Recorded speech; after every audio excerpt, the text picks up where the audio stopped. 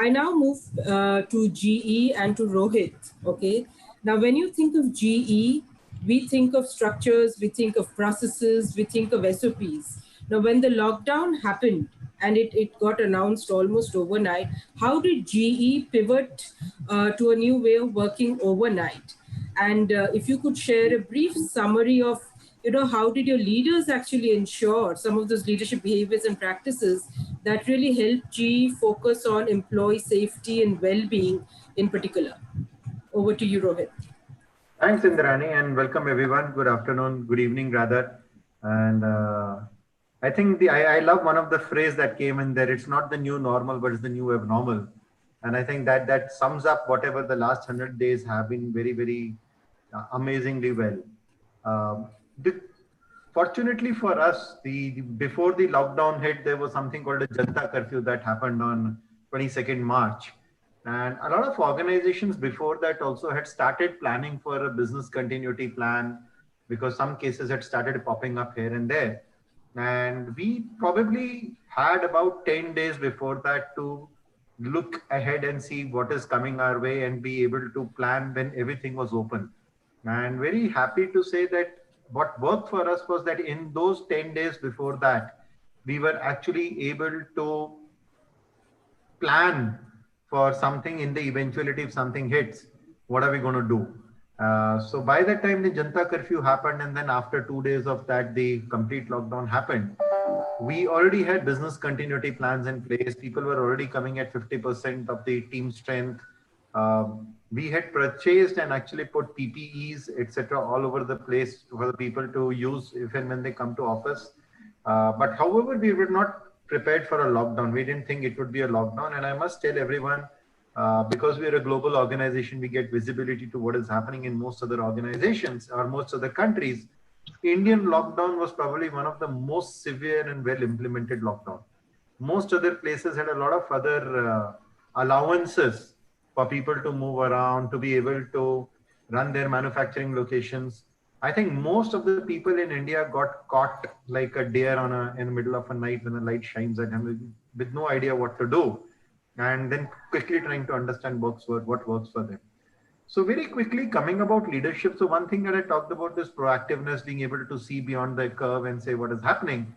We were very clear that while most of the people were looking at lockdown from a 15-day window, saying after 15 days things will go to normal and it's a 15-day lockdown, our planning from day one was from a 3 to 5 month window, saying that if things go to a shutdown, how are we going to work for a period of 3 to 5 months?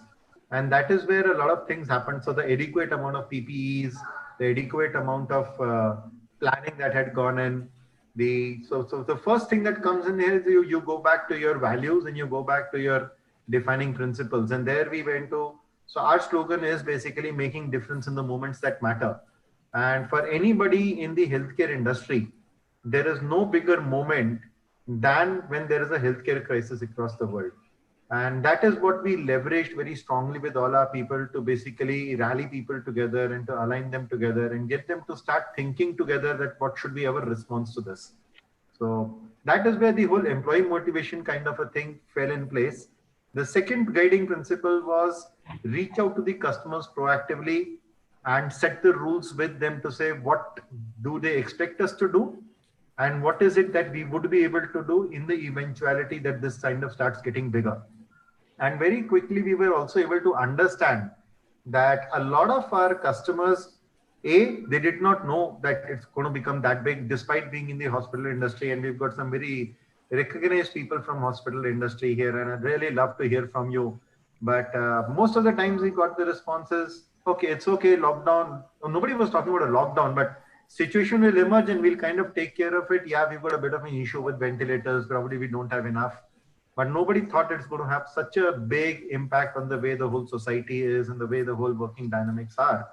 But at that point in time itself, we had kind of understood with our customers and got an understanding most of the places that from a services perspective, we will be limiting it because if people can't travel and come to a hospital frequently, we will be limiting it to only critical services. And hence we started planning our people accordingly across different states, etc., to make sure that the right kind of spares, right kind of people are available to make sure that basic services are still up and running.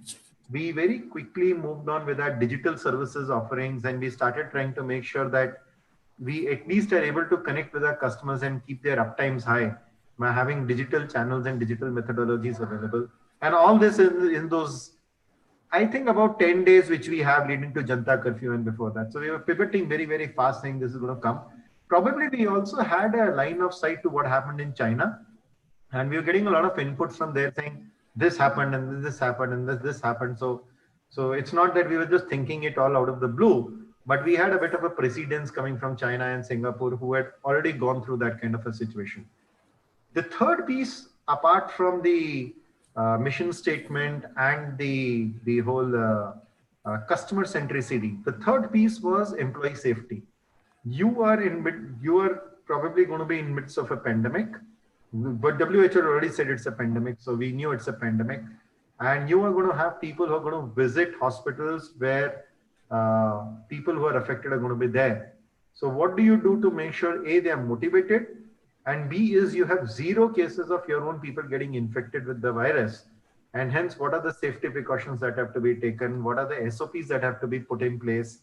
And very quickly, we were able to put together a set of documents that anybody who has to visit a customer has to follow these ABCD steps. This is what is doable. This is what you cannot do and you should not do.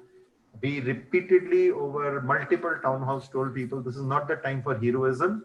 This is the time to rise to the occasion and work in a very, very clinical and a professional manner. If you can't go out, if you see that a police wala is sitting there and he's beating up people, say you can't go, it's okay. Right? So just because the customer has called, you need not land up there. Once you reach, we'll give you the right paperwork, etc. Once we know how it is to be done. But when you go there, this is the PPE that you're going to wear. This is how you're going to do it. You're not going to wait in the waiting room. You'll wait in your car. Only when the right time is there, you'll walk into the hospital, finish your work, come back, make sure they have the right equipment. Thankfully, we had procured the right number of N95 masks and the full overalls and the rubber gloves and the viral X solutions, all that was there. And with that, we went into the whole thing just around Janta curfew happened. We had those SOPs ready and we started doing that. A few of my friends in the professional circle says, I think G is overreacting. And he said, we'll wait and see.